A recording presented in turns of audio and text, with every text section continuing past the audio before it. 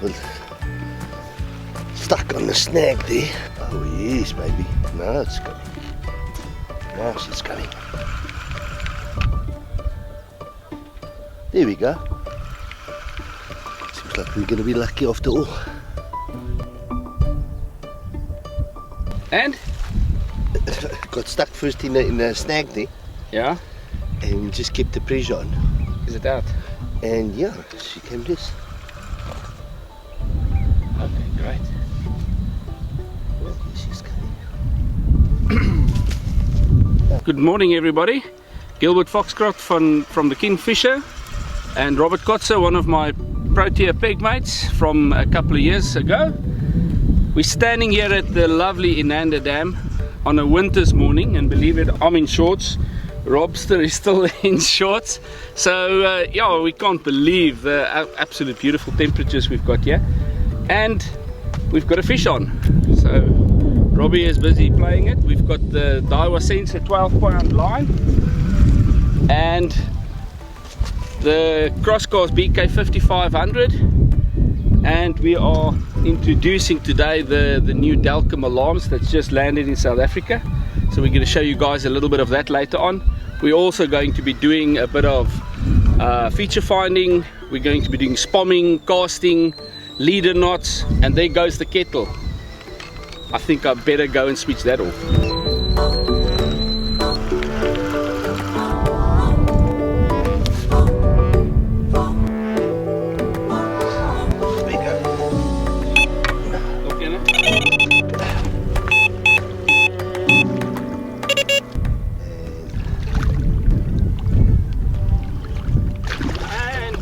There we go. There we go. The sling is here in that 13 meters of water there towards the white buoy. The first thing we do after landing a fish is we break up the net, and then we transfer the fish into a retaining sling. That just protects the fins and everything, and obviously we don't want the fish to get hurt. He's still a bit feisty, so we need to make 100% sure that that is taken care of. So we break up the net, then we take the retaining sling, basically just guide the fish into the retaining sling like that, and then we just make sure that the fins are flat, and then we close them up. Okay, just hold it like that, Robbie. No, just open it up for me. Just want to slide the fish out of the net. Just slide the net off.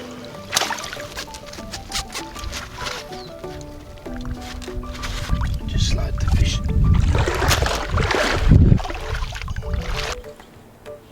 We're just going to go through the zeroing of the scales.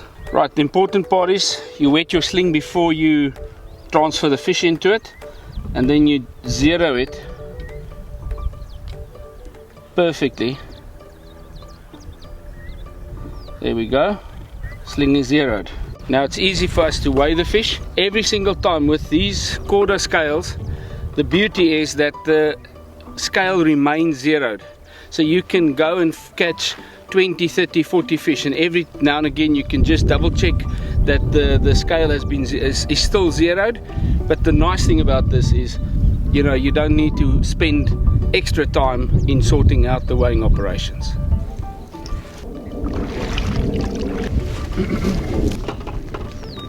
Right, this one is weighing 19 pounds 8 ounces. Yeah, 19 pounds 8 ounces. Nice start, Robster.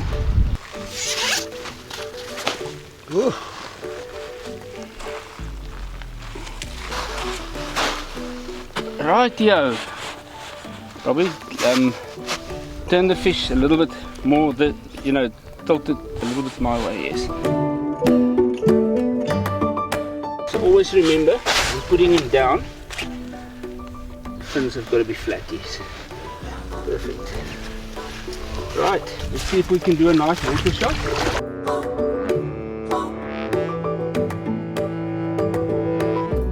There she goes. There we go. Thanks, girl. Ice is broken. Right, here's the rig that caught the fish.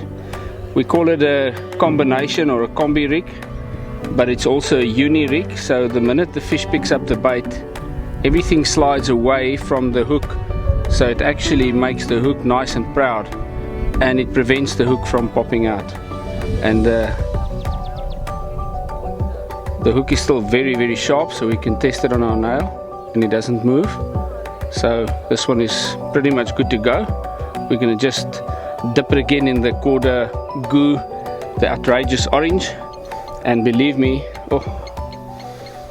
it smells so citrusy. Great guts.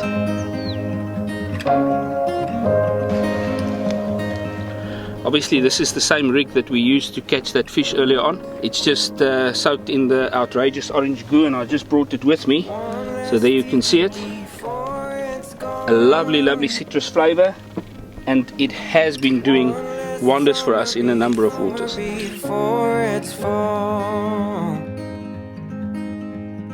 Tune your strings and play your cards. That was a surprise run. In the middle of nowhere.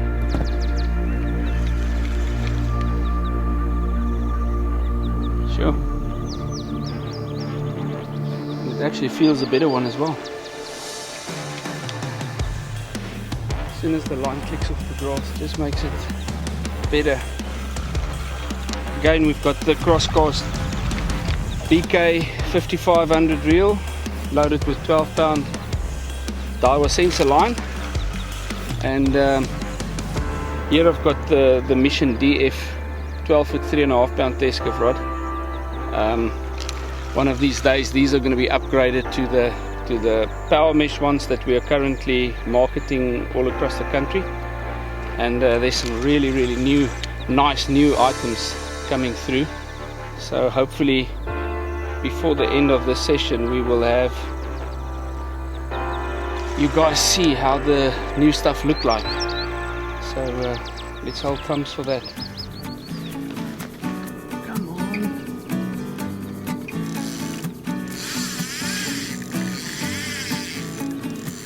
Let's get the boat.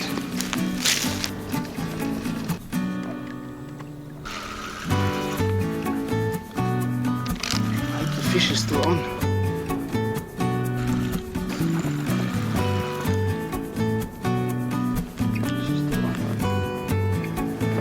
Right, we lost a fish earlier on, and this is the remnants of what I can possibly describe as the biggest mess you've ever seen.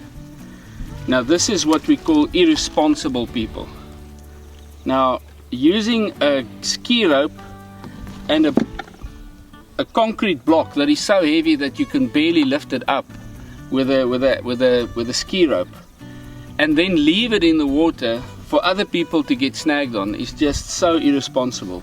I mean, you can see the amount of lines around here. So just imagine how many fish have been lost. Look here, this is such a mess. And there's a rig as well, yeah, with a plastic pip still on. Guys, if you fish, please, when you're done with your session, remove your markers. It just makes for safer fishing. If a guy was fishing a very large hook with pretty much unbreakable end tackle, then that fish would end up being tethered and he will end up dying there. And that is just not something that we want in our lakes. This is such a pristine water. To have all of this rubbish in one swim is just not good.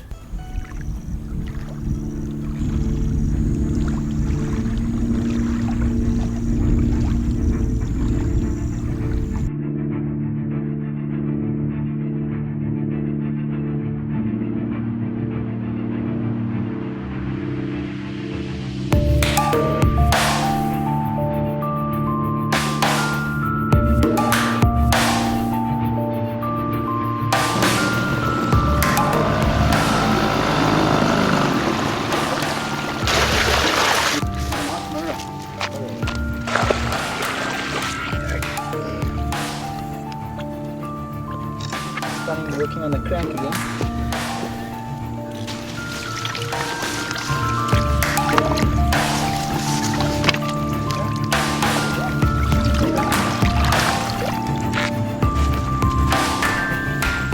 8.875. Byron, I want you to talk us through your safety operations, what you do when you treat the fish. I'm going to grab the camera.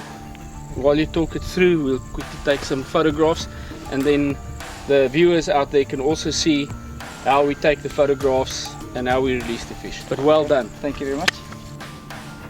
Hi guys, Byron from the Kingfisher group. I just want to show you guys regarding our carp safety. As you can see, the fish is in a cradle that I built myself. It holds the water so the fish gets oxygen all the time, and it's safe. Can't drop it on the ground, it's already in the water. Let me just get this loose. We've just successfully weighed it. It was 8.85 kilograms. Okay, so the first of all, I'm making use of the quarter propolis treatment. It's a fantastic product. You first dry the wound a bit, so you just gently lift the head. Okay, so just gently. It was caught in the side. It actually just shows you how little the damage the crank makes, because I can't even find where the hook hold was. There we go. Okay, so you just pat it dry a bit, and then I take the quarter propolis. I just drop a drop or two, as you can see there. Give it a chance to settle, and then just add some water, which helps to solidify the gel and make a gel, and then it's safe to put it back. As you can see, now that it's even in the water, it still stays. Take off all the sharp objects. 2 tiger nuts dipped in a goo and critically balanced with a pink maize. Okay, I want to just take a portrait shot. Just lift the head a little bit, drop the tail a little bit. Okay, then a water shot. Was this deep enough? Yeah, perfect. Okay.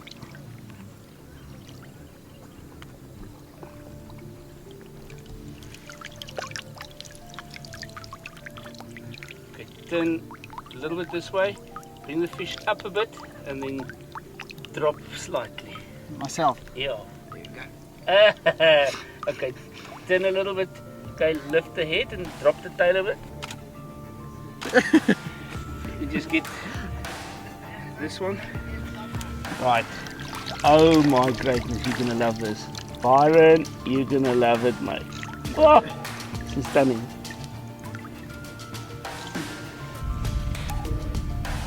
There you go, off she goes. Okay, we had another fish sacked. It's been sacked for about 10 to 15 minutes. I don't like sacking fish for more than an hour. But we were a bit busy with our rods. So to take some pics for carp safety, we take it from the carp sack back into a waist link, which I use to carry to the cradle, just for that extra bit of carp safety. So the carp sack's in, and then make sure all the fins are nicely tucked away when you pull them up. And one thing I've noticed, a lot of oaks don't close the zips. Close your zips. Fish tend to slip out when you least expect it in the front. How much was this one? This was 12.75. Beautiful. Safely remove it out of the carp sack. It helps having water in the cradle, because you can just slip it up. You don't have to lift the fish. There we go, carp sack's out. Already treated her, so now she should be lively now. Okay.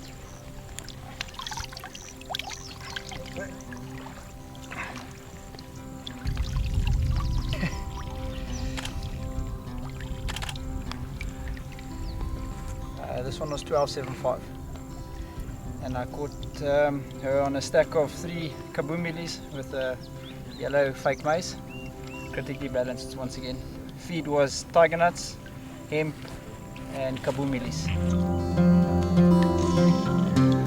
Good. Put it back.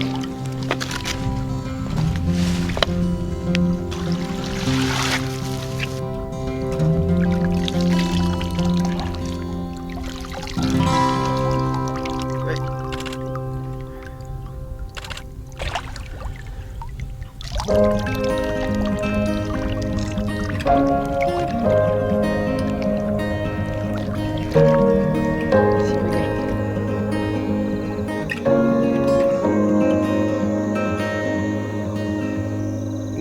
last ticket before it's gone. One last summer before it's fall. Well, that brings us to the end of a great couple of days, call it winter, at Inanda Dam. We did quite a bit of footage, shot quite a few video clips on rods and reels and rigs and all those nice things about carp angling. And then to top it all off, Byron had a couple of beautiful fish, and you'll definitely agree with me that Inanda Dam has got some really beautiful wonders that's completely untapped. I think there's some monster fish in this lake. And well, last year on the Hier gaan ons alweer show, we had in 4 days 45 runs, landed 43 carp and 2 catfish. And this time round, Inanda gave me carrots. And yeah, it's not nice to admit it, but I have to concede defeat. So, but at least the other guys had great catches. Robert had a beautiful fish right at the beginning, and we thought, wow, it's gonna kick off now. Then I lost a fish in a really terrible snag with lots of ski ropes and stuff, which we showed you guys. And then Byron, where he was sitting, had a couple of smallish fish, and then he moved off and created a new area on a point, and it just happened for him.